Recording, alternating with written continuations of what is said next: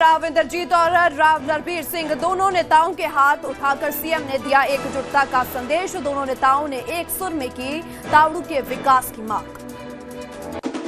उप मुख्यमंत्री नायब सैनी की बड़ी सौगात 47 और 21 करोड़ की लागत से 20 से ज्यादा परियोजनाओं का उद्घाटन। 25 करोड़ की लागत वाली कई योजनाओं का शिलान्यास। महाशिवरात्रि पर हरियाणा में भक्तों का उमड़ा सैलाब। मंदिरों में जलाभिषेक कर भक्तों ने लगाए जयकारे। सीएम नायब सैनी ने नूह के नल्हड़ मंदिर में की पूजा अर्चना। अंबाला में निकिता को मारने वाले पुलिसकर्मी को मिली जमानत। पीड़ित परिवार ने अनिल विज से लगाई मदद की गुहार। विज के दरबार में फूट फूट कर रोई निकिता की मां। एसपी को फोन कर विज ने लगाई फटकार। यमुनानगर में फौजी की पत्नी का घर में घुसकर कत्ल। 2 युवकों ने दिया कत्ल की वारदात को अंजाम। हत्या करने के बाद एक कातिल ने ही महिला को पहुंचाया अस्पताल। यमुनानगर में खैर तस्करों को रोकने गए दरोगा को कुचलने की कोशिश। लकड़ी के से भरे पिकअप से दरोगा की गाड़ी को मारी टक्कर। 3 तस्कर मौके से फरार। झांसी में पुलिस और बैंक मैनेजर के बीच जोरदार बहस। पुलिस ने परिवार के साथ जा रहे बैंक मैनेजर को रोका। कागजात पूरे होने के बावजूद चालाना करने के आरोप। Video viral. बढ़ते हुए बात करते हैं यमुनानगर में फौजी की पत्नी का घर में घुसकर कत्ल कर दिया गया है। तो 2 युवकों ने इस कत्ल की वारदात को अंजाम दिया। बता दें कि कत्ल के बाद एक कातिल ने महिला को अस्पताल पहुंचाया। एक कातिल युवक जो मौके से ही फरार हो गया है। तो हरियाणा के यमुनानगर से ये वारदात सामने आई है, जहां पे महिला मोनिका की सोते वक्त धारदार हथियार से हत्या कर दी गई है। मेरे को कुछ नहीं पता, एक आवाज सुनी बस लड़की की। मेरे को मैंने सोचा सपना है लड़की को। मैं उठकर दौड़ गई इसी तरह। देखा लड़की का चक्कू मारे पड़े। दरवाजा खड़काया मन्ने मम्मी ने। मेरी मम्मी थी उरी से।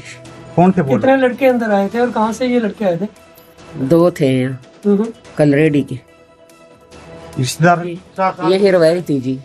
उसका डैडी पूरा ही गया था। मेरे पास कल्ली लड़की थी। इन्होंने वो भी मार दी। इन्होंने वो भी नहीं सोचा कुछ भी। क्या सारे घर क्या मारने गए जी? कुछ भी नहीं था। कभी आप घर पर मौजूद थे उस वक्त? घर पे थी, यहाँ पड़ी थी जी। यहाँ से उठ के भाग गई मैं उधर। लड़की उधर पड़ी थी जी काके को लेकर। हाँ जी ताला लग रहा था गेट का भी। ऊपर से आए होंगे, ऊपरी से छाड़ मारी उन्होंने। तो जब नानी ने देखे हैं। हत्या की थी, एक जना उसको हॉस्पिटल भी ले गया, दूसरा भागा। हाँ जी क्या था? एक जना भाग गया, एक जना उसके पास था। तो ज्यादा जानकारी के साथ हमारे संवाददाता परवेज खान हमारे साथ जुड़ चुके हैं। परवेज, एक तरफ ये बयान भी सामने आया जहां पे कहा गया है कि एक जो शख्स था, जो मुलजम था, वो वहीं पे मौजूद रहा और दूसरा मौके से फरार हो गया। फिलहाल क्या कारण रहे हैं जो महिला का कत्ल किया गया है? बिल्कुल, मैं आपको बताना चाहूंगा कि महिला की उम्र करीब 34 साल है। उसका जो पति है वह जो है जम्मू कश्मीर में तैनात है, आर्मी में काम करता है। लेकिन जब 2 युवक घर पर आते हैं, उनमें एक रिश्तेदार जो है सचिन, जो उसके जेठ का लड़का था, लेकिन जैसी वारदात को अंजाम युवराज देता है वो मौके से फरार हो जाता है। लेकिन सचिन वहीं पर खड़ा रहता है और वह जो है जो लड़की की माता थी उसको साथ लेकर हॉस्पिटल लेकर जाता है। लेकिन जैसे उसको अपने ऊपर शक होता है कि मैं भी इस मामले में मेरे ऊपर गाज गिर सकती है या मेरी गिरफ्तारी हो सकती है, तो तुरंत जो है हॉस्पिटल में उसे छोड़कर मौके से फरार हो जाता है। पुलिस पूरी तरह से यह जो गुत्थी है पूरी तरह से अभी भी उलझी हुई है, क्योंकि जो घर के जो की तरफ से जो बयान आया है परिवार के लोगों के, वह भी जो है पूरी तरह से जो है अभी सवालों के घेरे में है। और पुलिस का कहना है कि अभी तक जो शिकायत दी गई है उसके आधार पर कार्रवाई की जा रही है। लेकिन अभी भी जो है दोनों जो आरोपी हैं वो फिलहाल फरार चल रहे हैं। जी बिल्कुल परवेज, आपका बहुत शुक्रिया तमाम जानकारी के लिए। तो फिलहाल अब पुलिस की ओर से कार्रवाई की जा रही है, जिस कदर इस कत्ल की वारदात को अंजाम दिया गया है। आगे बढ़ते और बात करते हैं सियासत में अक्सर नेता अपने वर्चस्व के लिए अपनी ही पार्टी के नेताओं के भी विरोधी बन जाते हैं। दक्षिण हरियाणा में भी बीजेपी के 2 दिग्गज नेताओं के बीच कुछ इस तरह का द्वंद्व सामने आया। ये 2 नेता है जो राव इंद्रजीत सिंह और राव नरबीर सिंह। लेकिन अब इन्हीं 2 नेताओं के एक मंच पर आने से सियासत का गणित और समीकरण दोनों बदलने और बिगड़ने लगा है। तो इस रिपोर्ट में देखते हैं। लोकप्रिय मुख्यमंत्री आदरणीय नायब सैनी जी, हमारे यहाँ से सांसद राव इंद्रजीत सिंह जी, मुख्यमंत्री नरबीर सिंह जी मंत्री, बीजेपी के दो नेता जो कभी एक सुर में बोलने से कतराते थे, आज उनके सुर, ताल और मंच सब कुछ एक हो गया। नूह के इस मंच पर मुख्यमंत्री नायब सैनी के साथ दाएं ओर खड़े केंद्रीय राज्य मंत्री राव इंद्रजीत सिंह और बाएं ओर खड़े कैबिनेट मंत्री राव नरबीर सिंह की ये तस्वीर हरियाणा बीजेपी को खुश करने वाली है। ये तस्वीर दक्षिण हरियाणा में बीजेपी की एक नई सियासत के उदय की कहानी भी कर सकती है। मुख्यमंत्री नायब सैनी ने जिस जोश के साथ दोनों नेताओं का हाथ उठाया, उससे शायद यही संदेश देने की कोशिश हुई कि राव वर्सेस राव का टकराव अब खत्म हो सकता है। हरियाणा का वो लाल, किसी का भाई, किसी का मित्र, आज आपकी जन समस्याएं सुनने आपके बीच, आपके क्षेत्र की विकास की बौछारें करने आपके बीच, नायब सैनी जिंदाबाद, नायब सैनी जिंदाबाद, नायब सैनी जिंदाबाद। हम सरकारें बनाते हैं लेकिन वाजिब। पिछले कई महीनों से राव इंद्रजीत सिंह और राव नरबीर सिंह अलग अलग मंचों से एक दूसरे को खूब सुना रहे थे। राव इंद्रजीत सिंह ने जहां राजस्थान में एक मंच से खुद को सरकार बनाने वाला किंग मेकर बता दिया था, मैं यूं कहता हूं कि हम पार्टी किसी का साथ नहीं देते तो ये पार्टी सत्तासीन नहीं होती। तो वहीं राव नरबीर सिंह ने राव इंद्रजीत को हराने वाली कहानी सुना डाली थी। मेरा तो राजनीतिक जीवन ही राव इंद्रजीत को हरा के शुरू हुआ। दोनों नेताओं की ये गहमा गहमी इतनी बढ़ गई थी कि विपक्ष ने भी बीजेपी को गुटबाजी के लिए घेरना शुरू कर दिया था। लेकिन अब एक मंच के साथ साथ जब राव इंद्रजीत और राव नरबीर ने एक मांग पर एक सुर में सीएम से एक ही बात कही, तो सियासत की तस्वीर और दक्षिण हरियाणा में बीजेपी की तकदीर दोनों ही बदलती हुई नजर आई। हमारा ऑर्बिटल रेल कॉरिडोर जो पलवल से लेकर के सोना, तावड़ू, गुड़गांव और सोनीपत तक जाता है, आज के दिन भारत सरकार की तरफ से उसके ऊपर पैसा खर्च किया जा रहा है। आने वाले समय के अंदर तावड़ू वालों को ये सौगात भारत सरकार की तरफ से मिलेगी और मैं उम्मीद करता हूं कि जो 4 साल आपके यहाँ हरियाणा के अंदर बताओ चीफ मिनिस्टर गुजरेंगे, उसके अंदर तावड़ू को दोबारा से आप हरियाणा के गुड़गांव जैसे डेवलपमेंट हुई है, उसी तौर के ऊपर गुड़गांव के अलावा तावड़ू के अंदर भी डेवलपमेंट आप करवाएंगे, ये मेरी आपसे उम्मीद है और मांग है। और छोटी मोटी मांगे तो हम करते रहेंगे। ये तावड़ू विधानसभा, सोना तावड़ू में जब मैं पीडब्ल्यूडी मिनिस्टर था, ये तेजपाल यही बैठे हैं, ये एमएलए थे। मैंने अकेले इस विधानसभा में 300 करोड़ रुपए की सड़कें बनाई, 300 करोड़ की सोना तावड़ू में। और अब जो भी काम होगा सरकार के तौर पर हम कर लेंगे। लेकिन ये जो जिला बदलने की बात है बिना मुख्यमंत्री से नहीं हो सकती, इसलिए मैं आपसे निवेदन करता हूं इस पूरे तावड़ू की तरफ से कि भाई आप एक मांग मान के जाओ आज कि इस तावड़ू को गुड़गांव में शामिल कर दोगे। आपका बहुत बहुत धन्यवाद। अब सवाल यह है कि क्या ये दोस्ती सिर्फ एक मंच के लिए है या फिर दोनों नेताओं के बीच गिले शिकवे धीरे धीरे खत्म करने की कोशिश हो रही है। वैसे तो ये कोशिश पहली बार की नहीं है, इससे पहले भी कई दफा राव वर्सेस राव के टकराव को खत्म करने के लिए बीजेपी की रणनीति बन चुकी है, लेकिन टकराव पूरी तरह से कभी भी खत्म नहीं हो पाया। हालांकि इस बार जो तस्वीरें सामने आई, उससे लगता है कि पहले और अब की रणनीति में काफी परिवर्तन है। Bureau report, news 18 Punjab Haryana. और इसी दौरान नूह को मुख्यमंत्री नायब सैनी की बड़ी सौगात मिली है। सीएम ने करोड़ों के विकास परियोजनाओं का उद्घाटन किया। 47 करोड़ की लागत से विकास परियोजना का उद्घाटन किया गया। 21 करोड़ की लागत की 11 योजनाओं का भी उद्घाटन किया गया इस दौरान, और साथ में 25 करोड़ से ज्यादा की लागत की परियोजनाओं का शिलान्यास आज मुख्यमंत्री नायब सैनी की ओर से किया गया। तो जहां पे रैली में सोहाना और नूह क्षेत्र से संबंधित उनकी ओर से 40 करोड़ रुपए की विकास परियोजनाओं का शिलान्यास किया गया, उद्घाटन किया गया।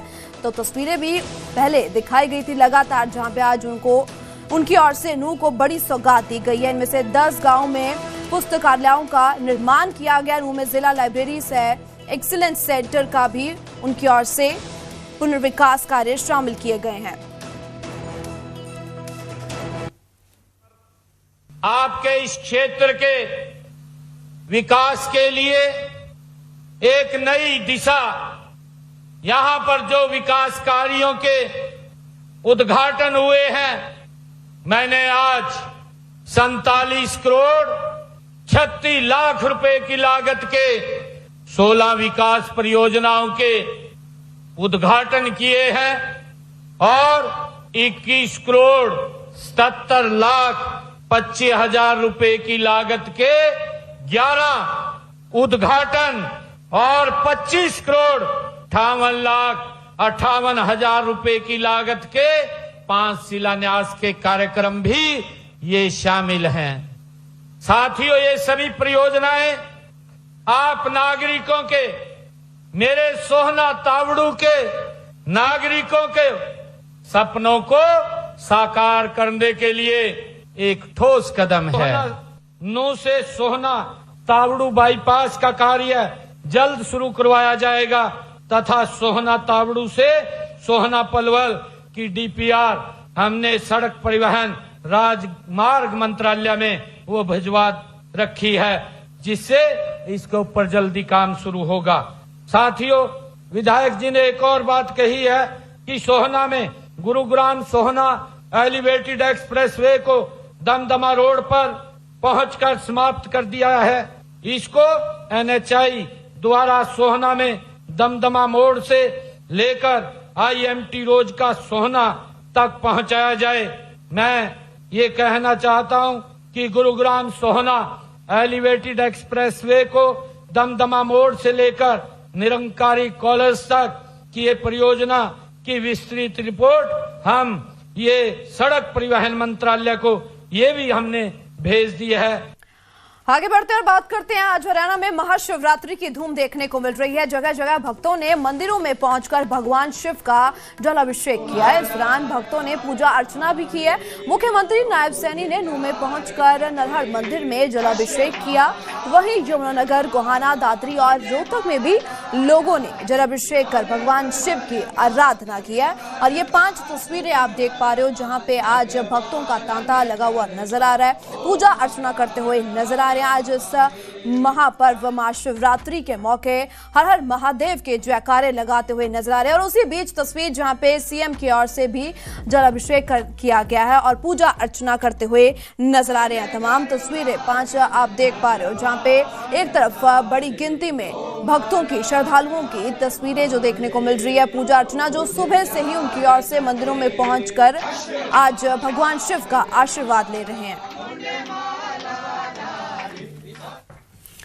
आगे बढ़ते हुए बात करते हैं। हासिम को कुचलने वाले पुलिसकर्मी को जमानत मिल चुकी है। पुलिसकर्मी की जमानत पर कैबिनेट मंत्री अनिल विज भी सख्ताई दिखाते हुए नजर आए हैं। एसपी को फोन कर कैबिनेट मंत्री अनिल विज की ओर से लताड़ा गया है, उनकी ओर से अपना गुस्सा जाहिर किया गया है। मामले में अनिल विज ने सख्त कार्रवाई के निर्देश भी जारी कर दिए गए हैं और विज के पास शिकायत लेकर निकिता का परिवार पहुंचा था, जिसके बाद अनिल विज की ओर से सख्त आदेश दिए गए हैं कार्रवाई के। और जन सुनवाई में अनिल विज के सामने बता दें कि निकिता की मां रोई थी, उनकी ओर से ये पूरा दर्द बयान किया गया जब जमानत पुलिसकर्मी को दे दी गई। अनिल विज से की बेटी को न्याय दिलाने की मांग।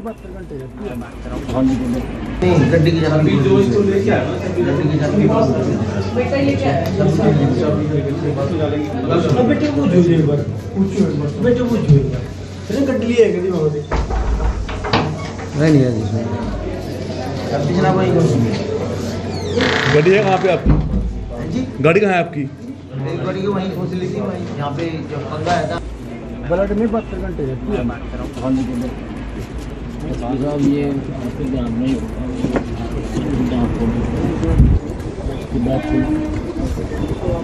सारा हमने करा और ये कह रहे थे मास्टर साहब कारो गाड़ी चलाएगी ज़्यादा से ज़्यादा हाँ मैं भेज दूँ, आज भेज दूँ। ठीक है, ठीक ठीक ठीक। और पूरी जो आपकी ताकत में है ना, मुझे पता आपकी बहुत ताकत है जो आप। आगे बढ़ते हुए बात करते हैं। यमुनानगर में दरोगा को कुचलने की कोशिश की गई। खैर तस्करों ने वन विभाग के दरोगा पर हमला किया है। खैर की लकड़ी से भरे पिकअप को उनकी ओर से रोकने पर टक्कर मारी गया और पुलिस ने 15 किलोमीटर पीछा करने के बाद भी गाड़ी को पकड़ा है। तो मौके से बता दें कि 3 खैर तस्कर भागने में कामयाब रहे हैं। यमुनानगर से यह मामला सामने आया जहां पे दरोगा को कुचलने की कोशिश की गई है। तो वन विभाग के दरोगा को कुचलने की कोशिश की गई है। खैर की लकड़ी से पिकअप को रोकने का इशारा किया तो वन विभाग की बोलेरो कैंपर को टक्कर मारी गई।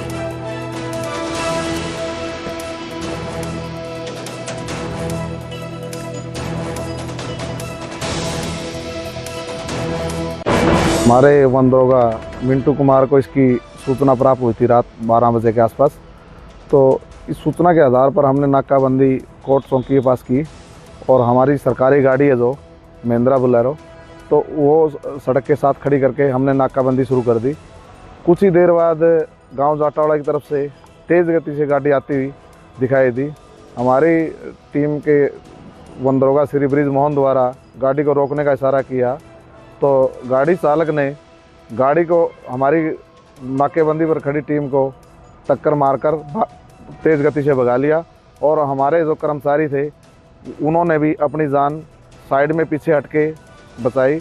तुरंत हमारी टीम के कर्मचारियों ने संभलते हुए अपनी सरकारी बाइक उठाकर गाड़ी का पीछा करना शुरू कर दिया और पीछा करते हुए कर्मचारी साथियों ने गाड़ी को तेज़ गति से भगाते हुए व्यक्ति की सूचना डायल 112 पर भी दी, जो कुछ ही देर बाद डायल 112 पुलिस की गाड़ी वहाँ बिलासपुर के पास हमारे को मिली। तो संयुक्त रूप से हमारी टीम ने पुलिस के साथ मिलकर बिलासपुर पावनी रोड पर गाड़ी का पीछा करते रहे।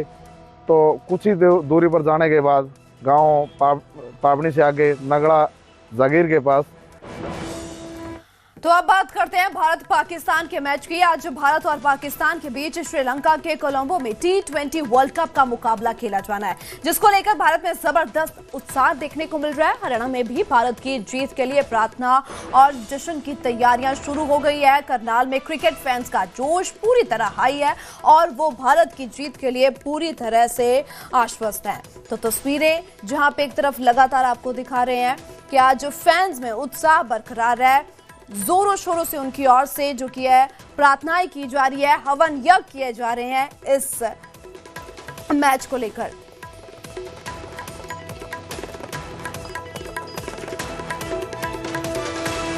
पूरा यह फिर से हराना है उनको, हर बार हराना है और इस बार भी हराना है।